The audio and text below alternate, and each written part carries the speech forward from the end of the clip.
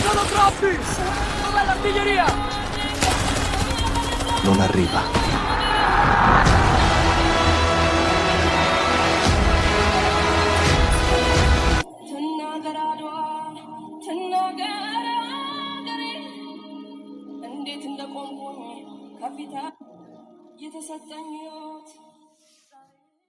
ውድ የጊዜ ታይም ቤተሰቦች ታሪክና የታሪክ ምሁራን በዓለም አቀፍ ደረጃ ትኩረት ሰጠው በየጊዜው ለማመን ይከብዳል የሚሉትን አድዋ ድል በጥቂቱ እንቃኛለን።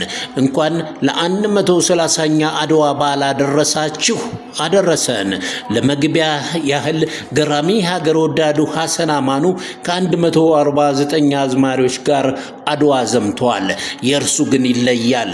ማየት የተሳነው አይኑ ቢታወርም ለሀገሬ ልቤ ላይ የተከልኩት አይን አለኝ ብለው በአስቸጋሪ መልክዓ ምድር ደጋ ቆላ እየረገጠ በለው በማለት ፈሪን በማደፋፈር ጀግናን ያበረታታ ነበር። እንዲህም በማለት ማን በነገረው ለዛ ሰላቶ ሚካኤል መጥቷል ረመጥ ለብሶ ታጭዶ ሲወቃ አድዋ ላይ ገብስ አናፋው ዘልቆ ጎራው በመትረየስ የመሳሰሉትን አነቃቂ ፉከራና ሽለላ ያደረገ የሰማ ሁሉ የተንደረደረ ጠላትን እንደ እህል ወቅቶታል። አቤት ኢትዮጵያዊነት! አድዋ ማለት በኢትዮጵያና ኢጣሊያ መካከል ጦርነት የካቲት 23 1888 ዓመተ ምህረት ተካሂዶ ኢትዮጵያ ድል የተቀናጀችበት ቦታ አድዋ እንደነበር ታሪክ ያስረዳል። እንግዲህ በጦርነቱ የቀድሞ የኢትዮጵያ አባቶቻችን ጠላትን ያንበረከኩበትና ለዛሬው ትውልድ ጀግንነትና ወኔ ያስተማሩበት ነው። አድዋ ዘመን ተሻጋሪ ድል በሀገራችን ለ130ኛ ጊዜ የሚከበረው ሀገራችን ኢትዮጵያ ጣሊያንን ድል ያደረገችበት የአድዋ ድል በዓል የእንግሊዝ መንግስት ከአጼ ዮሐንስ ጋር የገባው ውል አፍርሶ ምጽዋን ለጣሊያን ከሰጠና አጼ ዮሐንስ መተማ ላይ ከተሰዉ በኋላ እንደ ኤሮፓ አቆጣጠር 1889 የውጫሌ ውል በንጉስ ምኒልክና በጣሊያን መንግስት ተወካይ አንቶኖሊ መካከል ተፈርሟል። ጣሊያን የውሉን 17ኛ አንቀጽ የጣሊያንኛ ትርጉም አዛብታና ኢትዮጵያን ቅኝ ተገዢ አድርጋ ለዓለም ማቅረቧ ነው የግጭቱ ምክንያት።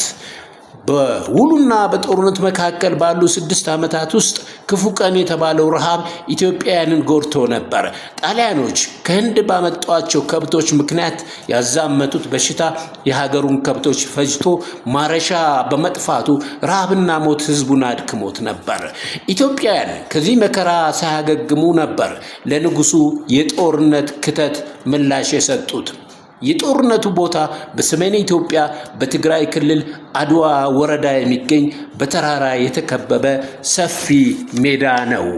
በአድዋ ጦርነት ላይ የኢትዮጵያ መረጃ አሰባሰብ የበላይነት የተጫወተው ሚና የጄኔራል ባራቴሪን አስተሳሰብ በማናጋት ብቻ አልተወሰነም። በጦር ሜዳውም ላይ እስከ መጨረሻው ደቂቃ የጠላትን የውጊያ አመራር አቃውሰዋል። ከዚህ አንጻር ከሁሉም ይልቅ የመረጃውን የመጨረሻ የበላይነት የሚያንጸባርቀው ሊዚርቺዮ ኢታሊያኖ የጣሊያን ሰራዊት የተባለው መጽሔት እንደ አውሮፓ አቆጣጠር በሚያዝያ ቀን 1888 ዓመተ ምህረት ካሳተመው ረጅም ደብዳቤ የሚገኘው ፍሬ ነገር ነው። ዕለቱ ሰንበት፣ ጊዜው ማለዳ፣ ቦታው አድዋ፣ ቀኑ ታሪካዊ ነው። እነሆ አልቤርቶኒ፣ ዳቦር ሜዳ፣ አርሞንዴ እነዚህ 3 ጄኔራሎች የተሰጣቸውን ዓላማ ራእዩ የተባለውን ኮረብታ ተባብረው መያዝ ነው። አንዱም ብርጌድ ጊዜውን ጠብቆ የተባለ ቦታ ደርሶ የታዘዘውን ተግባር አልፈጸመም። 3ቱም ብርጌዶች ጎህ ሲቀድ ውጊያውን እንዲጀምሩ ታዘው ነበር። አልቤርቶኒ ተኩስ ሊከፍት 12 ሰዓት ተኩል ይሆናል። አርሞንዲ በበኩሉ ወደ ጦር ሜዳ የገባው ባልታወቀ ምክንያት በ3 ሰዓት ከ45 ደቂቃ ላይ ነው። ዳቦር ሜዳ ደግሞ መዋጋት የጀመረው እስከ 5 ሰዓት አርፍዶ ነው። በባራቴሪ መሃል ከተሰገሰገው መረጃ አንዱ ረቢ አርአየኒ እና ኪዳነ ምሕረት በተባሉት ኮረብታዎች ላይ ኢትዮጵያ ግንባር ቀደም ጦር ሰፍሯል የሚል ስለነበር ዳቦር ሜዳ ሲሆን በድብደባ ወይም በኃይል ረቢ አርአየኒ እንዲይዝ አልቤርቶም ኪዳነ ምሕረትን በዚሁ ዘዴ እንዲመታ አሪሞንዲ ደግሞ መካከሉን በስላሽ ገብቶ የዳቦር ሜዳና የአልቤርቶን ብርጌዶች በማገናኘት እንዲረዳ ነበር። ጉዞው ሲጀመር ዳቦር ሜዳ ረቢ አርአይንን በግራው ትቶ በማርያም ሸዊቶ አምባሰር ሸለቆውን እየተከተለ በመዞር ከረቢ አርአይን ይርቃል። ምናልባትም ይላል ጸሐፊው መንገድ ጠቋሚዎቹ አታለው ይሆናል። እነሱም ልክ በዚያን ጊዜ ከመቅጽበት ተሰውረው አመለጡ። በነገራችን ላይ አልበርቶኒሚ ያዝ የተባለውን የኪዳነ ምሕረት ኮረብታ ስቶ ለመያዝ ከታቀደው ከራዩ ተራራ በመራቅ ላይ ነው። አሪሞንዲ ደግሞ ወደ ራዩ ይገሰግሳል። አውቆ ይሁን ተመርቶ አይታወቅም ይላል ጸሐፊው። እንግዲህ የአድዋ ዕለት በተባለ ቦታ በታሰበው የኢጣሊያን ብርጌዶች በመንገድ ጠቋሚዎች ምክንያት ለታላቁ ቀጠሮ ሳይደርሱ ቀሩ። መንገድ ጠቋሚዎቹ ግን ዓላማቸው መሟላቱን ከኢጣሊያን ጄኔራሎች በፊት አውቀውት ስለነበር መልእክታቸውን ፈጽመው ወደ መንደራቸው ተመልሰዋል። ይህ ያልገባው ወይም ያልተዋጠለት ኢጣሊያን ገና መንገድ መሪዎቹ ወዴት ጠፉ የሚል ገራገር ጥያቄ በልቦና አንገዋልላል። ነገሩን ለማሳጠር የአድዋ ዕለት የኢጣሊያን ሰራዊት ይመሩ የነበሩት የኢትዮጵያ የመረጃ ሰዎች ናቸው ማለት ፌዝ አይደለም። ይህንኑ በመገንዘብ ተቆርቋሪዎች ባዕዳን ጸሐፊዎች የኢትዮጵያ የመረጃ ሰዎች የኢጣሊያንን ሰራዊት በዘዴ አሳስተው ገደል በመክተት ለሀገራቸው ድል አስገኙ ማለት ውርደት ስለሆነባቸው ዋናውን ጀብዱ በማለባበስ እንዲያው በደፈናው የኢጣሊያ ሰራዊት መንገድ በመሳሳት ተሸነፈ እያሉ ጸጸት የተመላ የእውነት ግማሽ የታሪክ ቅናሽ ከመለፍለፍ ተቆጥበው አያውቁም።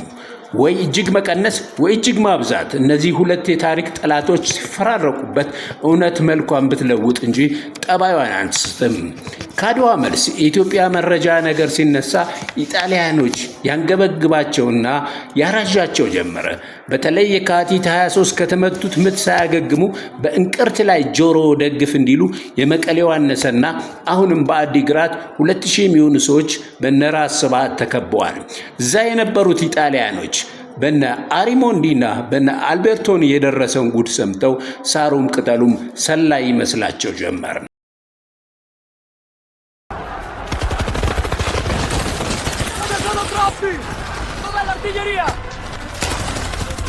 Non arriva.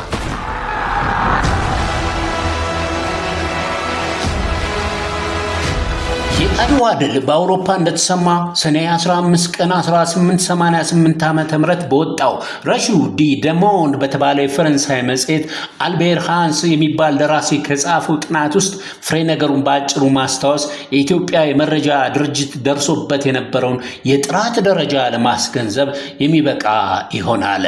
ሃንስ በትክክል እንዳመለከተው ከአድዋ ጦርነት በፊት የጄኔራል ባራቴሪ እምነት የሀበሻ ብሔረሰቦች ስለተቀያየሙና በውስጡ ቅራኔ ሆድና ጀርባ ሆነው ስለሚኖሩ ጦርነቱ ሲነሳ ይፍረከረካሉ የሚል ነበር።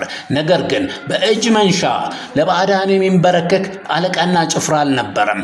በኢትዮጵያዊነት የማያፍሩ ነበሩና የኢጣሊያ ጦር በአራት ብርጌድ የተከፈለ 20,000 ዘመናዊ ጦር ይዞ ኢትዮጵያን በአብዛኛው ጦርና ጋሻ የያዘ 100,000 የሚጠጋ ጦር አሰልፈው የካቲት 23 ቀን 1888 ዓመተ ምህረት አድዋ ላይ ገጠሙ። ጦርነት የፈጀው ጥቂት ሰዓታት ብቻ ነው። በዚህም ኢትዮጵያውያን በጀግንነት በከፈሉት መስዋዕትነት 7,000 ኢጣሊያውያን ሞተው 2,000 ቆሰሉ፣ 3,000 ደግሞ ተማረኩ። ሸሽተው ያመለጡ ወታደሮች ቢኖሩም ሙሉ ለሙሉ በሚባል ደረጃ የጣሊያን የጦር መሳሪያ በኢትዮጵያውያን ተማረኩ። ሀገራችን በአውሮፓ ወራሪ ተሸማቀው ለነበሩ አፍሪካውያንም ተስፋና ክብር ሆነች። አድዋ ድል የኢትዮጵያ ሕዝቦች ሁሉን አቀፍ ድል ነው። በኢትዮጵያ አሸናፊነት የጣሊያን ቅኝ ግዛት መስፋፋት ተኮላሸ። የዛሬ 130 ዓመት ቅኝ ገዢ አውሮፓ ወታደሮች ዘመናዊ የጦር መሳሪያ ታጥቀው ኢትዮጵያን ለመውረር የመጡበት የጣሊያን ጦር ተንኮታኮተ። የአድዋ ድል ነጮች የጥቁር ሕዝቦች የበላይ ነን ብለው ኃያልነታቸውን ባጸኑበት፣ ጥቁሮቹም ይህንን አምነው ለዘመናት በተገዙበት ዘመን ኢትዮጵያን የተቀዳጁት አንጸባራቂ ድል ነጮች በጥቁሮች መሸነፍ እንደሚችሉ ማረጋገጫ ሰጠ። ክስተቱ የዓለምን አስተሳሰብ የቀየረ እንኳንም በባርነት ቀንበር ውስጥ የነበሩትን ጥቁሮች ቀርቶ የቅኝ አገዛዝ ተዋናዮች ሳይቀር እምነታቸውን ያከሸፈ ድል ስለመሆኑ በርካቶች ይመሰክራሉ። የጊዜው የዓለም ሀያላን ሀገራት ፈረንሳይ፣ ራሽያ፣ እንግሊዝ፣ ጀርመን፣ ቱርክ፣ ቤልጅየም ተሸናፊዋ ጣሊያንና አሜሪካ ኤምባሲያቸውን በትንሿና አዲሷ መዲና በአዲስ አበባ በመክፈት ዲፕሎማሲያዊ ግንኙነት ለመጀመር ተሽቀዳደሙ። የንግድ ግንኙነት ለመጀመርም መፎካከር ያዙ። የኢትዮጵያ ነፃነት በአዲስ ውል ተረጋገጠ። ከድሉ በኋላ አንድ ዓመት ሳይሞላ ፈረንሳይ የኢትዮጵያን ጅቡቲን የባቡር መስመር ለመዘጋት ውል ገባች። በሁለት ዓመት ውስጥ ሶስቱ የምስራቅ አፍሪካ ቅኝ ገዢ ሀገራት እንግሊዝ፣ ፈረንሳይና ጣሊያን ከኢትዮጵያ ጋር ድንበራቸውን ለማካለል ስምምነት ፈረሙ።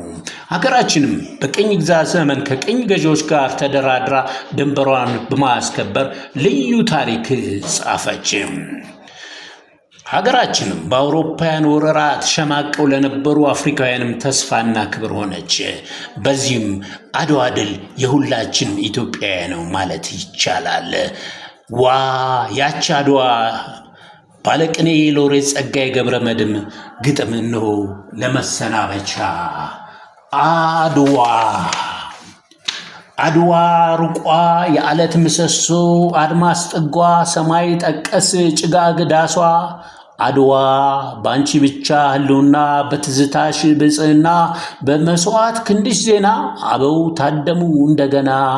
ዋ አድዋ የዘር አጽም ርስቷ የደም ትቢያ መቀነቷ በሞት ከባርነት ስሬት በደም ለነፃነት ስለት አበው የተሰውልሽ ዕለት አድዋ የኩሩ ትውልድ ቅርሷ የኢትዮጵያዊነት ምስክሯ አድዋ የኩሩ ደም ባንቺ ጽዋ ታድማ በመዘንበሏ አጽምሽ በትንሳኤ ነፋስ ደምሽ በነፃነት ዋስ ሲቀሰቀስ ትንሳኤዋ ተግ ሲል ሲንር ጥረዋ ድውልም ሲል ጋሻዋ ሲያስተጋባ ከበሯ ሲያስገመግም ዳኛው መድፏ የአባ መቻል የአባ ዳኘው የአባ ነብሶ የአባ ቃኘው የአባ በለው በለው ሲለው በለው በለው በለው ዋ አድዋ ያንቺን ጽዋ ያንቺን አይጣል ማስቻል ያለው አባ መቻል በዳኘው ልብ በአባ መላው በገበየው በአባ ጎራው በአባ ነብሶ በአባ ቃኘው በለው ብሎ በለው በለው ዋ አድዋ አድዋ የትናንቷ ይኸው ባንቺ ህልውና በትዝታሽ ብጽዕና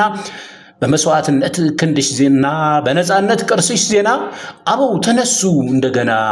ዋ ያች አድዋ አድዋ ሩቋ የዓለት ምሰሶ አድማስ ጥጓ ሰማይ ጠቀስ ጭጋግ ዳሷ አድዋ ለነፃነታችን ክቡር ሕይወታቸውን ለሰጡ ሁሉ ክብር ይሁን። አበቃው።